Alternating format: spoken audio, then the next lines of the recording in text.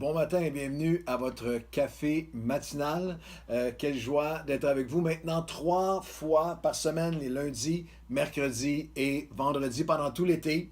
On continue de vous accompagner à travers cette COVID alors qu'il y a un déconfinement dans beaucoup de pays francophones et au Québec aussi et que graduellement nous reprenons, nous espérons et prions qu'il n'y ait pas une deuxième vague, mais nous reprenons vie et on va continuer à marcher avec vous à travers tout l'été avec ces trois. Le lundi, on commence la semaine ensemble du bon pied. Le mercredi, journée de jeûne et prière. Ensemble, mon épouse Chantal va se joindre à moi encore une fois. Et les vendredis, juste avant le week-end, on va vous donner une parole de vie. Et nous sommes dans un thème général de comprendre et accomplir l'appel de Dieu sur chacune de nos vies. Et je vous recommande comme lecture d'accompagnement, d'appoint, d'approfondissement, d'enracinement dans l'accomplissement de votre appel de Dieu. Ce livre que j'ai écrit, Découvrir et développer votre potentiel. Il y a plusieurs aspects de l'appel de Dieu discutés dans ce livre. C'est sur l'épître de Paul aux Philippiens. Il y a un enseignement important sur les différents, ce que j'appelle les combats de l'appel. Dans l'accomplissement sur des années de notre appel, quelle que soit la sphère dans laquelle vous êtes appelé, il va y avoir des combats. Différents combats. Combat pour l'unité, combat pour l'intégrité, combat contre la culpabilité.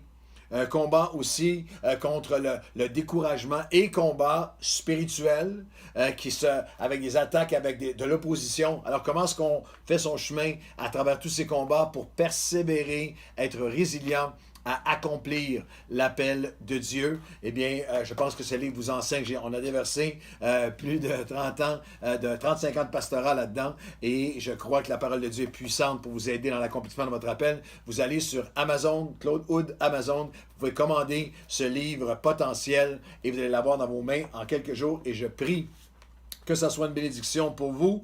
Nous regardons à Gédéon comme un modèle d'accomplissement de l'appel. Il nous encourage parce qu'il vient de loin, il part de loin. Il part d'un puits, d'un fond, de découragement, d'un lieu, un moment de sa vie, de découragement où il ne croit plus, où il met Dieu en doute, où il est aveuglé. Et pourtant, dans sa grâce, dans son amour, si c'est comme ça que tu te sens en ce moment, la main de Dieu s'étend et Dieu dit, l'Éternel est avec toi, vaillant héros. Et la première clé qu'on avait ensemble, ce qu'on appelle la perspective et la réponse de notre appel, c'est que notre appel n'est jamais passif, il est actif. Dieu veut que tu te vois comme il te voit. Il l'a appelé un vaillant héros. Et par la suite, le Seigneur lui dit, va avec la force que tu as et délivre Israël de la main de l'ennemi. Chapitre 6 et le verset 14 de Juge. N'est-ce pas moi qui t'envoie?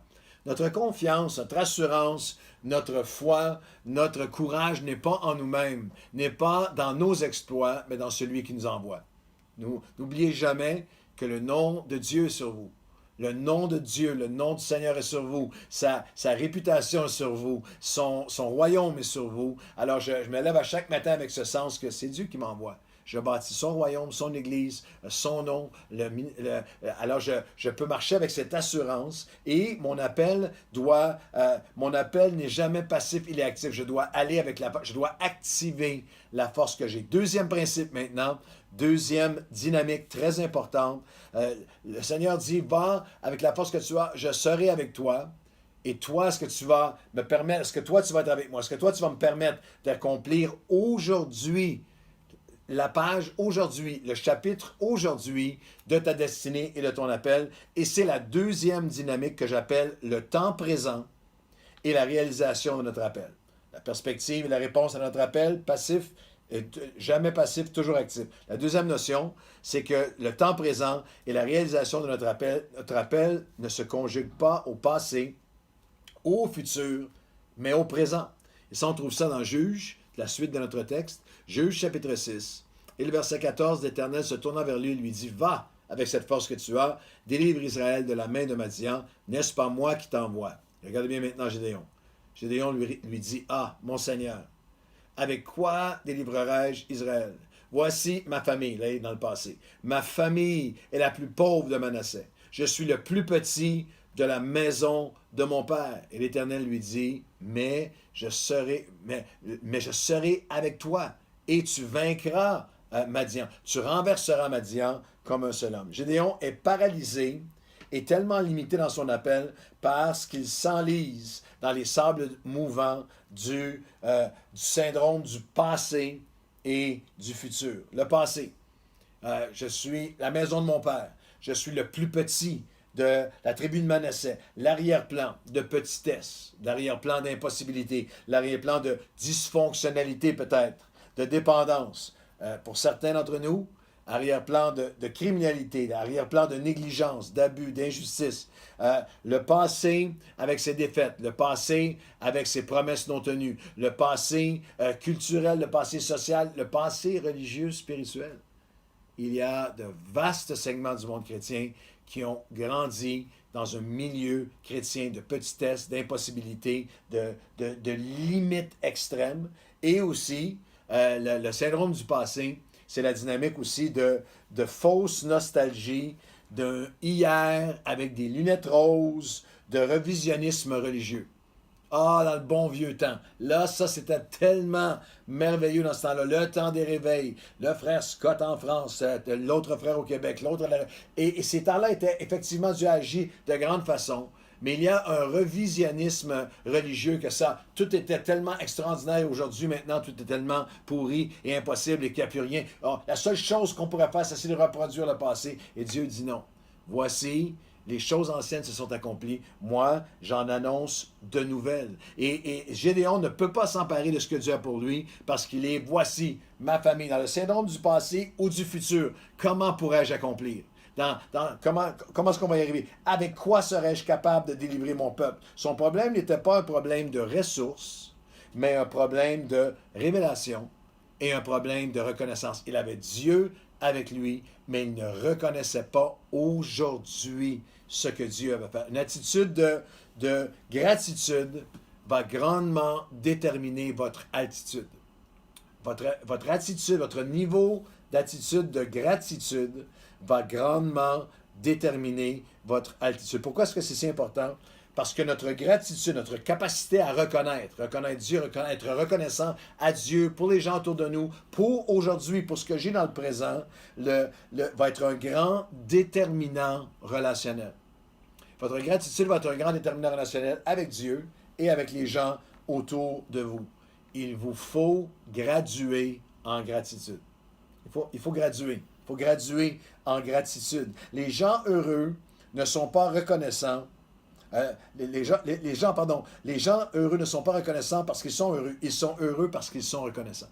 C'est cette dynamique d'ingratitude qui nous rend désagréable, nous rend difficile et nous rend épuisant pour les gens autour de nous. L'attitude d'ingratitude peut conduire à l'infidélité, peut conduire au non-pardon, à retarder notre appel, à le remettre, à l'avorter. La maladie de l'ingratitude conduit à l'aveuglement. Tu es aveuglé à ce que Dieu a fait pour toi, aux bonnes personnes qui sont autour de toi, aux ressources que tu as, aux opportunités que tu as. La gratitude aujourd'hui, au présent, c'est Seigneur, tu es avec moi. Il y a quelque chose d'extrêmement important. Je veux le redire. Les gens heureux ne sont pas reconnaissants parce qu'ils sont heureux. Ils sont heureux parce qu'ils sont reconnaissants. Il y a quelque chose d'important dans un cœur qui s'arrête. L'ingratitude menaçait de torpiller Gédéon. Il était dans le passé, dans un passé qui pour lui était devenu impossible aujourd'hui, et dans un futur qui était infranchissable, qui était inatteignable. Et Dieu dit non, c'est aujourd'hui. Aujourd'hui, le temps présent est la réalisation de notre appel. Notre appel ne se conjugue pas au passé ou au futur, mais au présent. Va, je serai avec toi aujourd'hui. Alors, on va s'arrêter pour prier et prendre juste quelques instants d'introspection. Et la COVID a été très propice à ça. Est-ce que cette saison de COVID m'a rendu ingrat? Est-ce que j'ai perdu de ce cœur de reconnaissance? Est-ce que je focalise sur tout ce que j'ai perdu pendant la COVID? Perdu dans mon compte de banque, dans mes investissements, perdu des opportunités, perdu des voyages, perdu des vacances, perdu. Est-ce que est-ce que je suis pris dans le hier et dans un demain qui semble fuir, dans un demain qui semble continuellement me glisser entre les doigts? Ou est-ce qu'aujourd'hui, je peux m'arrêter et dire, Seigneur, un instant, tu es avec moi aujourd'hui. Je ne focaliserai pas sur je suis le plus petit de la maison de mon Père et sur comment pourrais-je un jour. Je suis ici aujourd'hui. Tu es avec moi. Pardon pour mon manque de reconnaissance et je vais vous donner un devoir aujourd'hui.